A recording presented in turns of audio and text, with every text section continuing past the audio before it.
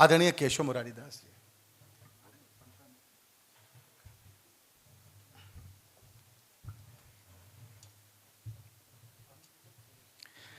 हरे कृष्णा। तो मंच आसीन हमारे जय भगवान जी, माता जी और अनिल जी, और विशेष इस कार्यक्रम के कर्ता धर्ता हमारे चेतना के राजेश चेतन जी, और उपस्थित सभी गणमान्य व्यक्ति। आप लोगों से कहने के मिलना तो हो ही जाता है, दर्शन हो ही जाते हैं कहीं ना कहीं आपके। तो बड़ा कृतार्थ हूँ कि आप सब लोग आज इस कार्यक्रम में यहाँ आए। मुझे बहुत खुशी इसलिए होती है क्योंकि जब ऐसा कोई कार्यक्रम होता है तो जिनको हम फ़ोन करके बुलाते हैं कि ये दर्शन करने आइए, वो सब लोग वैसे ही आ जाते हैं कार्यक्रम में। तो ये भी एक अच्छा वो है। तो आप सब लोग दर्शन करके जाइएगा ऊपर भगवान का, यहीं पीछे लिफ्ट है, तो ज़रूर दर्शन कीजिएगा। तो मुझे प्रभु जी का फ़ोन आया तो मैंने हाँ किया और मेरा नाम भी लिखा गया। मुझे नहीं मालूम था कि प्रभु जी मुझे बोलने के लिए भी बोलेंगे, क्योंकि मुझे था कि रितंबरा साध्वी जी आ रही हैं तो उनका तो हमें सुनने को मिलेगा। हमें याद है आज से 20-25 साल पहले की बात है, जब उनके हम लेक्चर सुनते थे राम मंदिर के लिए, और कैसे खून जो है खौल जाता था, और हमारी भी बड़ी इच्छा थी वहाँ जाने की, लेकिन तब मम्मी पापा डांट के बिठा देते थे घर में तो लेकिन फिर भी जब मैं राम मंदिर के उद्घाटन में वहाँ था तो मैं साध्वी जी से मिला और उनको मैंने बहुत बधाई दी। मैं कहा आज आपके जो ये आंसू निकल रहे हैं, आज से वर्षों पहले आपकी जो वाणी थी उसको सुन सुन के हमारे यहाँ भी खून खौलता था, और आज हमारा सपना साकार हुआ कि राम मंदिर बन गया। और अभी इस कार्यक्रम के बाद मुझे भी एक कार्यक्रम में जाना है जहाँ पर एक सिनेमा हॉल में केरला 2 मूवी लगी है। तो कुछ लोगों ने मिलकर लगभग 500 बहनों को वो मूवी दिखा रहे हैं, और उसमें मेरा संबोधन रखा है आधे पौने घंटे का। तो मैं हैरान था कि भारत जैसी धरती पर हजारों साल तक लोग आक्रांता आए, बड़ी कोशिश की हमारे देश को कन्वर्ट करने की। मुगल्स ने इतना समय राज किया, ब्रिटिशर्स ने किया, वो लोग एक देश से 57 हो गए, क्रिश्चियन देश 1 से 125 हो गए, हम एक थे, आज भी एक ही हैं, और उसमें भी फंगस लगी हुई है कह सकते हैं। हर तरह से हम लोगों को आज भी आक्रमण किया जा रहा है। लेकिन मैं ये देखता हूँ कि ऐसे क्या कारण रहे कि भारत आज तक पूरी तरह से कन्वर्ट नहीं हुआ, या इस्लामिक आक्रांता इसको बिगाड़ नहीं पाया। आज क्या क्या स्ट्रेटजी वो अपना रहे हैं। एक उनका थीम अगर आक्रमण का, लव जिहाद का, तो उसमें भी कितनी तरह से वो आक्रमण कर रहे हैं हमारे ऊपर। तो मैं देख पा रहा था कि ऐसा क्या कारण है कि भारत में एक तो तेजी से बढ़ रहा है कन्वर्जन, और हम लोग बड़े प्रयास तो कर रहे हैं, हमारे संघ परिवार से इतने सारे प्रकल्प चल रहे हैं, एकल विद्यालय अपने आप में 1 लाख स्कूल, और 60,000 से अधिक शाखाएं, विश्व हिंदू परिषद अपने कार्य कर रहा है, बजरंग दल अपना काम कर रहा है, सेवा भारती अपना कार्य कर रहे हैं। लेकिन मैं देखता था कि इसके बावजूद भी कहीं ना कहीं कमी रह जाती है। आज भी मैं जहाँ जाऊँगा तो मुझे लगता है कि वहाँ पर को यही बोलना है कि उन बहनों को कुछ समझा भी देंगे, लेकिन हमारी जो चीज़ समझाई गई है वो कितनी देर उन पर असर करती है। आप सोचिए, जिस परिवार में एक लड़की जिसको हम लोग बचपन से पालते हैं, पोसते हैं, उसकी हर इच्छा पूरी करते हैं, घर की लक्ष्मी कहते हैं, और 20-22 वर्ष तक जब हम उसके साथ इतना प्रेम करते हैं, जान छिड़कते हैं, सडनली 2-4-6 महीने में कोई व्यक्ति आता है, उसको अपने प्रेम के जाल में फंसाता है, 20 साल के प्रेम को ठोकर मारकर वो लड़की घर छोड़ जाती है। कभी हम लोगों ने इन सब विषयों पर गोष्ठियों में बात की, अपने परिवारों में बात की, ऐसा क्या कारण है, क्यों होता है, ये क्या दिल लगी है।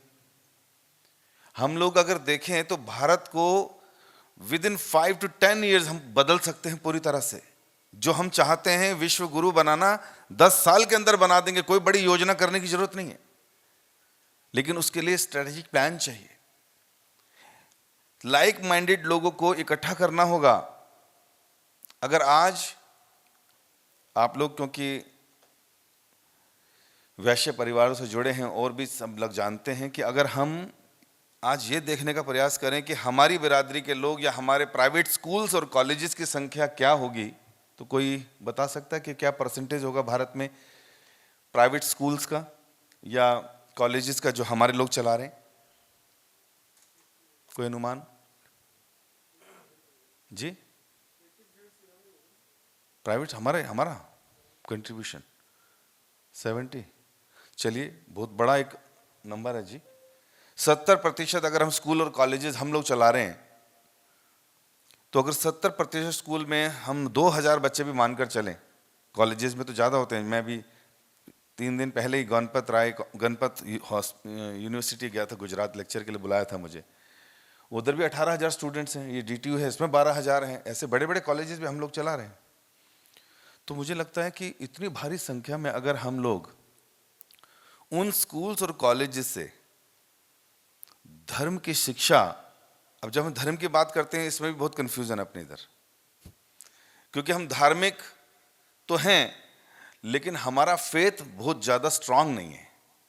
हमारा पेंडुलम होता है जो ऐसे ऐसे घड़ी में भी लटका होता है ना, हमारा फेथ ऐसा है।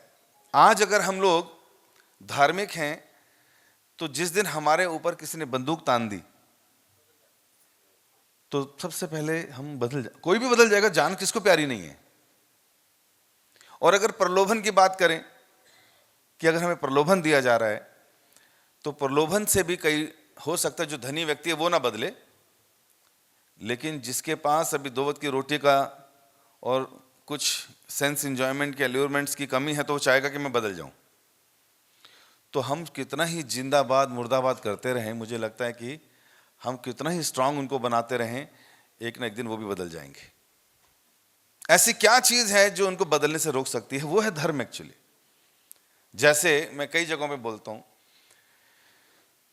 और वो ये है कि धर्म जो है, प्रभुपाद जी एक बड़ी सुंदर उसकी परिभाषा देते थे। धर्म का मतलब है which can not be separated, जो अलग नहीं किया जा सकता। जैसे चीनी को उसकी मिठास से अलग कर सकते हैं क्या? अग्नि को उसकी हीटनेस, उसकी ऊष्मा से अलग कर सकते हैं क्या? पानी को लिक्विडिटी, तरलता से अलग कर सकते हैं क्या? आत्मा को सेवा के भाव से अलग कर सकते हैं क्या? ये उसका धर्म है। ये डेफिनेशन धर्म की, जो अलग नहीं की जा सकती। आप अपना पंथ, अपना फेथ बदल सकते हैं लेकिन सेवा करने का भाव नहीं बदल सकते। लेकिन ये आत्मा की सेवा किसको? आत्मा सेवा करेगा परमात्मा की। तो अगर हम लोग धर्म को ठीक से समझ जाएं, अभी राजेश जी कह रहे थे कोर्स के बारे में, भगवत गीता के कोर्स के बारे में। आज इस्कॉन का जो सबसे बड़ा बल है वो है भगवान का हरि नाम और भगवत गीता और भागवत का ग्रंथ। युवाओं में जैसे अभी किसी ने बोला कोई आएगा नहीं, बच्चे नहीं आएंगे, फिर अचानक गोयल जी ने कहा कि 100 बच्चे मैं लाऊंगा। हमें लगता है कि गीता किन का काम है? पढ़ना, पढ़ाना। रिटायर जो हो चुके हैं, जो अब पूरी तरह से ये मुंह में दांत नहीं रहे, पेट में आंत नहीं रही, और अवस्था ऐसी कि हाथ में गीता पकड़ते हिलती है ना। कहते हैं मोटे शब्दों वाली लाओ, है ना। और ऐसी अवस्था में हमको लगता है कि गीता पढ़नी चाहिए। आपको क्या लगता है, जब हम कोई गैजेट खरीदते हैं, खराब होने के बाद मैनुअल पढ़ना चाहिए या खराब होने से पहले? और हम कब पढ़ते हैं गीता? जब हर तरह का एक्सपेरिमेंट कर लिया हमने अपने शरीर पर, अपनी चेतना पर, कर्म भी कर लिए उल्टे सीधे सारे, उसके बाद गीता पढ़ रहे हैं 90 साल में कि कर्म कैसे करें। हे भगवान, आप सोचिए। क्योंकि हमें क्या लगा कि गीता पढ़ करके मैं सन्यासी ना हो जाऊं, गीता पढ़ करके मैं कुछ। अरे अर्जुन जैसा व्यक्ति क्षत्रिय धर्म का पालन कर रहा है, गीता सुनकर अपने घर में गृहस्थी का पालन करते हुए उसने भगवत गीता का पालन किया। तो गीता एक ऐसा ग्रंथ है जो हम लोगों को, हम जिस भी आश्रम में रहते हैं, वो हमें इस तरह से गाइड करती है कि हम लोग जीवन में कभी भी नाकाम नहीं हो सकते। धर्म हमेशा अंदर रहेगा तो कोई बदल नहीं सकता। और अगर किसी ने बदल दिया या किसी ने आक्रमण कर दिया या किसी ने कुछ ऐसा कर दिया, तो हम उनको ये सिखाते हैं कि अगर कोई व्यक्ति जबरदस्ती अगर यहां पर आ जाए, हॉल में घुस जाए और बंदूक कान पर लगा के बोले बोलो 100 का नोट बड़ा होता है, किसका? तो कि बंदूक लगने पे सर पे क्या बोलेंगे? 100 का बड़ा होता है, 500 का बड़ा होता है? इधर ही सारे 100 का, बंदूक लगते ही क्या बोलेंगे? 100 का बड़ा होता है, क्योंकि समझदार को तो मालूम है ना कि बंदूक मार ही देगा तो खत्म, 100 50 500 क्या करूंगा उसके बाद में। लेकिन जैसे ही वो व्यक्ति चला जाएगा कमरे से बाहर, ये खुश होके कि इसने बोल दिया 100 का बड़ा होता है, फिर क्या बोलोगे आप? पागल आदमी, बेवकूफ का बच्चा। ठीक है कि नहीं? तो इसका मतलब क्या है? धर्म का मतलब हमें आत्मा परमात्मा शिक्षा मिल जाती है और हमें यह पता चल जाता है कि धर्म हमें क्या सिखाता है और ये पंथ किस लिए हैं, ये सब समझ आ जाता है। और अगर कोई व्यक्ति बोलता है नहीं, जो मेरी भाषा में बोला जाता है धर्म वही धर्म है, और बंदूक रख के बोलता है कि बोलो 100 का बड़ा, आपको नहीं। अच्छा, जितने लोग बदल चुके हैं धर्म, सच बताऊं तो उनको भी धर्म का ज्ञान नहीं था। जितने आज तक कन्वर्ट हुए हैं वो ईर्ष्या में, द्वेष में, पैसों के लाभ में और जान की वजह से कन्वर्ट हुए, वो वापस नहीं आए आज तक। नहीं तो वो क्या बोलते? चला गया औरंगजेब, वो तो मर गया, गौरी मर गया, तो वो क्या बोलते? पागल थे, हम वापस अपने घर आ जाते, घर वापसी हो जाती सबकी। ये बोलते कि 500 का बड़ा। अब कोई व्यक्ति बोल सकता है 100 और 500 कैसे बोल सकते हैं आप? तो 100 और 500 का मतलब क्या हुआ कि हमारा धर्म, हमारे दिए गए ग्रंथों में, वेदों में हमें A to Z सारी शिक्षा मिलती है। वैदिक धर्मों से ही दूसरे धर्मों का कॉपी पेस्ट हुआ है। क्रिश्चियनिटी अगर 2000 साल पहले आई तो उन्होंने हमारे ग्रंथों से स्वर्ग और नरक की परिकल्पना को हेल एंड हेवन करके अपने यहां बताया। अच्छे करोगे तो हेवन जाओगे, बुरे करोगे तो हेल जाओगे। 1300 साल पहले जब इस्लाम आया तो उन्होंने भी हमारा ही कॉपी पेस्ट किया। अच्छे करोगे तो जन्नत जाओगे, बुरे करोगे तो जहन्नुम जाओगे। Same copy paste. लेकिन क्या हुआ इन जगहों पर, ये 7 समुद्र पार क्यों नहीं जाते थे पहले सन्यासी? क्योंकि वहां कोई कल्चर नहीं था, उन लोगों को धर्म की सही शिक्षा नहीं थी, स्वर्ग और नरक से ऊपर की बात ही नहीं कर सकते थे। आज भी वो लोग हमें यही डराते हैं और सिखाते हैं कि अगर तुमने ये नहीं किया तो तुम दोजख जाओगे, और अगर कर लिया फॉलो तो जन्नत जाओगे। लेकिन हमारे धर्म स्वर्ग और नरक से बात ऊपर की करते हैं। भगवत गीता में कृष्ण कहते हैं तेतम भुक्त्वा स्वर्ग लोकम विशालम शिण्य पुण्य मृत्यु लोकम विशंति, कि अगर आपने बहुत अच्छे पुण्य कर्म कर भी लिए और उसके आधार पर स्वर्ग चले भी गए, पुण्य खत्म होने पर आपको फिर से इस संसार में नीचे भेज दिया जाता है, जन्म और मृत्यु में। तो अगर वो कोई वो धर्म पालन कर भी रहा है तो उसको वापस आना पड़ेगा। लेकिन हमारा धर्म, हमारा ज्ञान क्या कहता है कि हम लोग स्वर्ग जो हैं उससे ऊपर के लोगों की बात कर रहे हैं। भूअर लोग, स्वर लोग, महर लोग, जन लोग, तप लोग, और उसके ऊपर है सत्य लोग। वहां ब्रह्मा जी रहते हैं और ब्रह्मांड बंद हो जाता है। उसके बाहर असंख्य वैकुंठ हैं,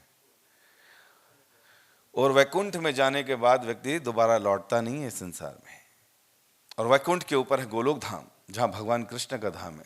तो हम जब धर्म को ठीक से नहीं जानेंगे, शिक्षा अगर ठीक से नहीं होगी, अपने बच्चों को नहीं समझाएंगे, सिखाएंगे, हमें लगेगा बच्चे तेरी तो भी खाने खेलने की उम्र है।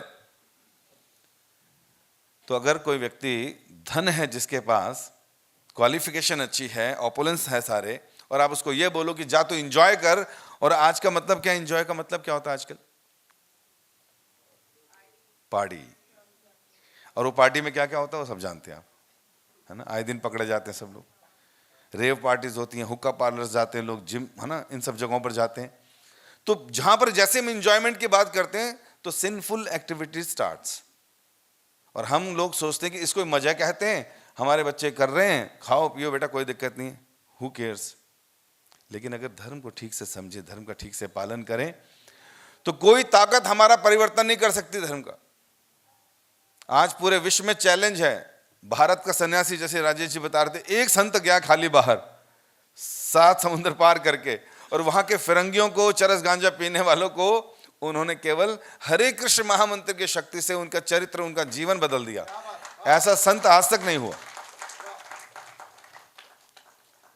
इसका मतलब शक्ति तो है, लेकिन कहते हैं दिया तले भारत से ही सारा ज्ञान गया और सारा अंधेरा कहां है? इधर ही अंधेरा है। हमें लगता है, अच्छा भारत विदेशियों को देखते हैं ना तो लगता है अरे अच्छा लगता है, देखो साड़ी पहन के नाच रही हैं, तिलक लगाया है। अभी आपको तिलक लगाया ना, वो लोग घर से बाहर नहीं निकलते बिना तिलक के, क्योंकि ये कृष्ण का स्मरण कराता है, विष्णु का स्मरण कराता है। लेकिन हमने आदतें नहीं डाली अपने बच्चों में। हम लोगों को केवल एक ही चीज है कि हमारे बच्चे अच्छा पढ़ लिख जाएं, अच्छा सेटल हो जाएं, चाहे देश में हो चाहे विदेश में हो। एक माता पिता ने 4 पन्नों का लेटर लिखा, सुसाइड नोट, कि हमने अपना पेट काट के बच्चों को पढ़ाया, बच्चे वहां चले गए, वापस आते नहीं, सुसाइड कर लिया। बच्चे वहीं पर हैं, वहां माता पिता मर रहे हैं, दरवाजे खोलते हैं तो बदबू आती है घर से, तो देखा पता है माता पिता गए हुए। तो इसका मतलब क्या है? पूरे के पूरे कल्चर में, हमारी सोसाइटी में जितने स्कूल और कॉलेजेस हैं, अगर हम सब लोग इतने ही इकट्ठे हो जाएं और धर्म की एक शिक्षा अपने एक period once in a week अगर हम स्कूल में शुरू कर दें, तो अभी राजेश चेतन जी ने कहा कि मैं जब सुबह उठता हूँ 4 बजे तो अपने माता के चरणों को छूता हूँ। ये कहानियाँ रह जाएंगी कुछ समय के बाद, कथाएं रह जाएंगी। आने वाले बच्चे इतना आर्गुमेंट करेंगे, कहेंगे इसकी जरूरत क्या है। हमारे बच्चे हमारे हाथ से निकल जाएंगे और हम देखेंगे और सब कुछ जो हमने कमाया, खून पसीने की कमाई, वो हमारे सामने उड़ाते नजर आएंगे। उड़ाना क्या है? वो सिंफुल एक्टिविटीज करेंगे। तो इसलिए हम लोगों की जिम्मेवारी बनती है।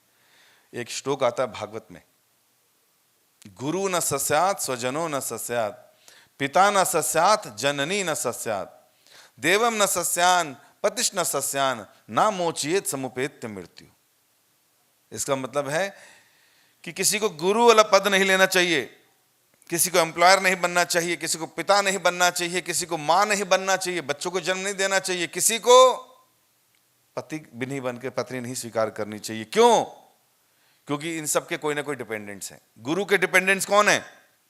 शिष्य। एम्प्लॉयर के डिपेंडेंट्स कौन है? एम्प्लॉयज। पिता के डिपेंडेंट्स कौन है? बच्चे। मां के डिपेंडेंट्स बच्चे। पति के डिपेंडेंट पत्नी। कह रहे हैं जब तक आप अपने डिपेंडेंट्स को जन्म और मृत्यु से बाहर नहीं निकाल सकते, उसका रास्ता नहीं दिखा सकते, तो ये जिम्मेवारी स्वीकार नहीं करनी चाहिए। तो इसलिए हमारी जिम्मेवारी बनती है। प्रभु जी ने कहा, गोयल जी ने कहा 100 लोगों को लाऊंगा, अपनी जिम्मेवारी पूरी कर रहे हैं कि गीता कितने लोगों के घर में जाए, कितनों को समझ आए। समझ आ गई तो उनको छोड़ दीजिए खुला। उसको कोई व्यक्ति पूरे विश्व में बदल नहीं सकता, बल्कि वो सबको बदल कर वापस ले आएगा। उसके अंदर इतनी शक्ति आ जाएगी। तो मैं यहाँ पर इस व्यक्तित्व को विराम देता हूँ, लेकिन थॉट यही है कि हम लोग जितने लोगों से कनेक्टेड हैं, जो लोग स्कूल कॉलेजेस चला रहे हैं, अगर आप उनके नाम वगैरह इत्यादि इकट्ठे करें और एक बार मिल लें, बैठें, बातें करें, उनके कॉलेज में, उनके स्कूल में ऐसे 7-7 दिन का, हम 7-7 घंटे का अगर कोर्स दे दें, तो मुझे लगता है कि लोग बदलना बंद हो जाएंगे। कितना ही कन्वर्जन करने की कोई कोशिश करे, कभी नहीं बदलेगा। धन्यवाद। हरे कृष्णा।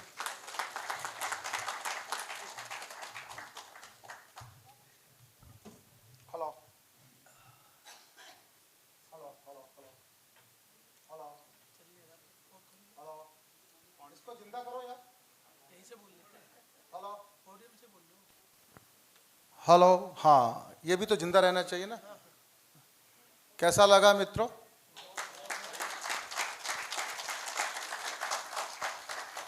पूज्य केशव मुरारी दास जी का आज का जो थीम है, सर्वे भवन्तु सुखिनः, उसका एक स्मृति चिन्ह हम लोगों ने बनाया। हम जो भी कार्यक्रम का थीम होता है उसी का स्मृति चिन्ह बना देते हैं।